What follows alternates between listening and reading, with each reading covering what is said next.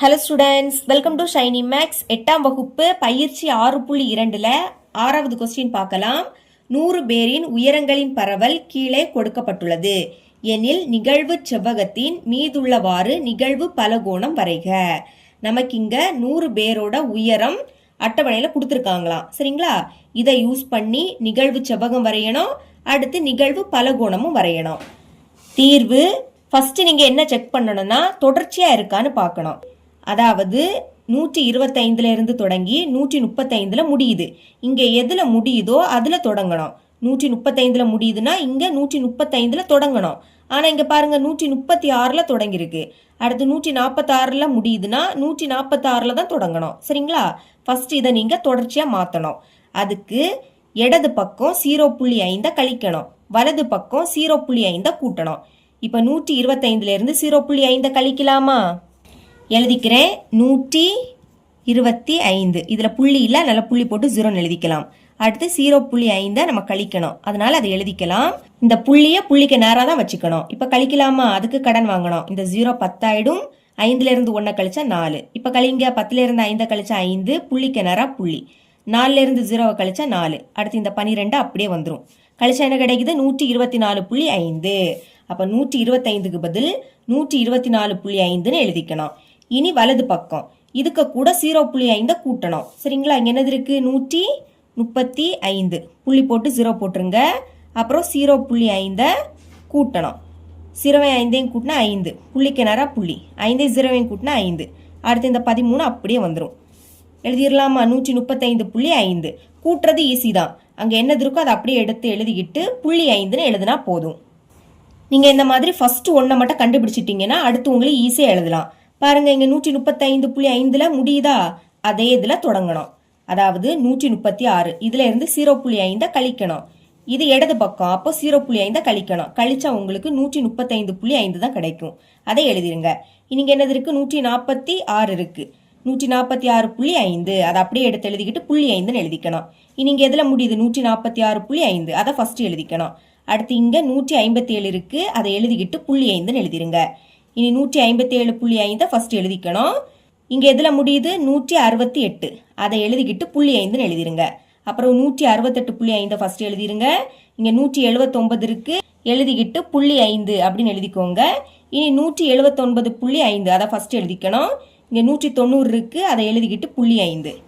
அடுத்து 190.5 எழுதிக்கோங்க. இனி இங்க 201 இருக்கு, 201.5ன்னு எழுதிக்கணும். சரிங்களா?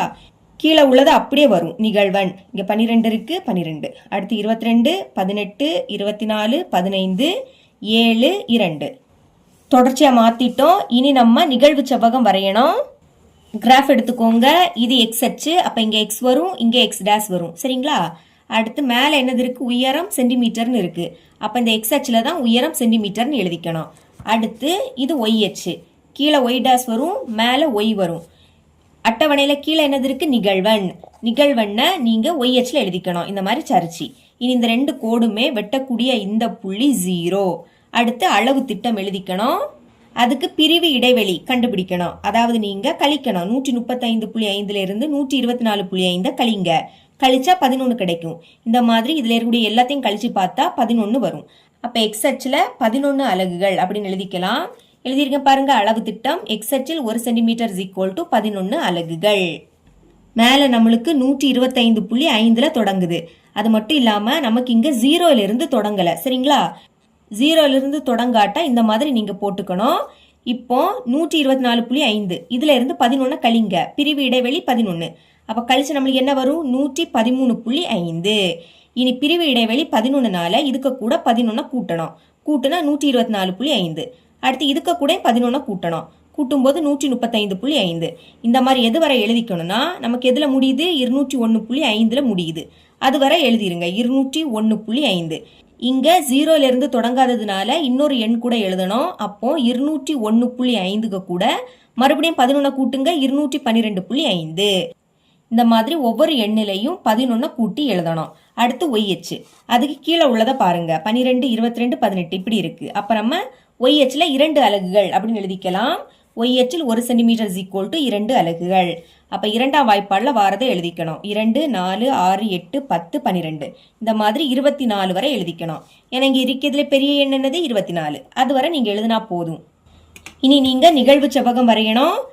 124.5 இருந்து 135.5 இதில் நிகழ்வன் 12. கீழே உள்ளதை எப்போவுமே நீங்கள் ஒய்ஹெச்சில் பார்க்கணும். ஒய்ஹெச்சில் 12 இங்கே இருக்குது.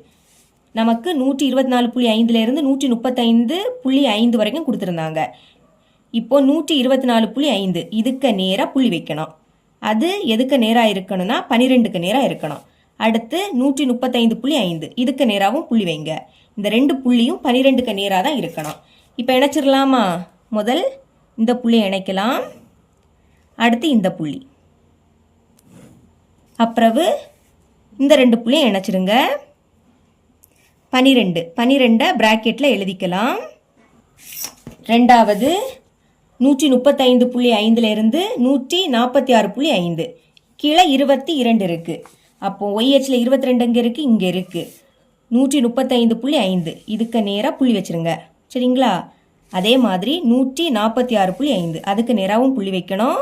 இந்த ரெண்டு புள்ளியும் 22க்கு நேராக தான் இருக்கணும். இப்போ இணைச்சிடலாமா? முதல் இந்த புள்ளியை 135.5 கூட இணைக்கலாம். அடுத்து இந்த புள்ளியை இணைக்கலாம். இந்த புள்ளியை 146.5 கூட இணைச்சிருங்க. இனி இந்த ரெண்டு புள்ளியை இணைச்சி விட்டுறலாம். இங்கே 22. இப்போ 22 பிராக்கெட்டில் எழுதிக்கோங்க. மூணாவது 146.5 இருந்து 157.5 கீழே 18 இருக்கு. இப்போ 18 இங்கே இருக்கு. சரிங்களா? நம்ம இப்போ 146.5 இதுக்கு நேராக புள்ளி வைக்கணும். அடுத்து 157.5 அதுக்கு நேராகவும் புள்ளி வச்சுக்கோங்க.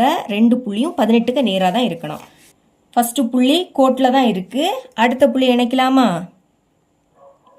இந்த மாதிரி இணைங்க. அப்புறம் இந்த ரெண்டு புள்ளியை இணைச்சிடலாம். இங்கே நம்மளுக்கு 18 பிராக்கெட்டில் 18. நான்காவது 157.5 இருந்து 168.5 கீழே 24 இருக்கு. அப்போ 24 ஒய்ஹெச்சில் இங்கே இருக்கு. இப்போ நம்ம என்ன பண்ணணும்? 157.5க்கு நேராக புள்ளி வைக்கணும். ஓகே, வச்சுட்டேன். அதே மாதிரி 168.5க்கு நேராகவும் புள்ளி வைங்க. இப்போ இணைக்கலாம். முதல் இந்த புள்ளியை இணைச்சிடலாம். இணைச்சிட்டேன். அடுத்து இந்த புள்ளி 168.5 இணைச்சிருங்க. இப்போ இந்த ரெண்டு புள்ளியை இணைக்கலாம். 24 பிராக்கெட்டில் எழுதிக்கோங்க. 168.5 இருந்து 179.5 கீழே 15 இருக்கு.